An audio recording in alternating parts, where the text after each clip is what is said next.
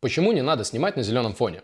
Потому что ты не умеешь. Серьезно, чувак, ты пишешь мне, спрашиваешь меня, в какой программе монтировать видео, и ты собираешься снимать на зеленом фоне. Чтобы снимать на зеленом фоне, нужно его равномерно высветить, уметь обтравить. В твоем представлении зеленый фон выглядит вот так. Когда на самом деле у тебя будет получаться первое время вот так. Hi there. As you can see today, over most of the British Isles, we've got a fairly good chroma key. Обтравка зеленого фона занимает очень-очень-очень много ресурсов. И если ты собираешься производить 8 видео в месяц, то есть это 2 в неделю всего лишь, снимать регулярно, то тебе нужно будет каждый чертов раз, каждое движение отслеживать, чтобы красиво обтравить зеленый фон.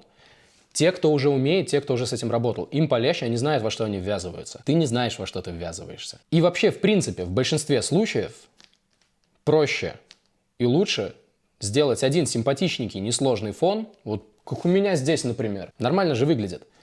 Подготовить его и использовать его.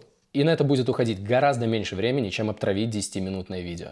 Со всякими движениями, если у тебя прическа сложнее, чем лысина, со всякими артефактами и прочим мусором. Проще говоря, новички, забудьте про зеленый фон, делайте лучше красивый кадр, подумайте, как сделать цвет. Вместо того, чтобы тратиться на вещи, которые нужны для зеленого фона, потратьтесь на вещи, которые сделают просто картинку лучше. Вот и все. Подписывайтесь на этот канал, подписывайтесь на мой инстаграм и пока.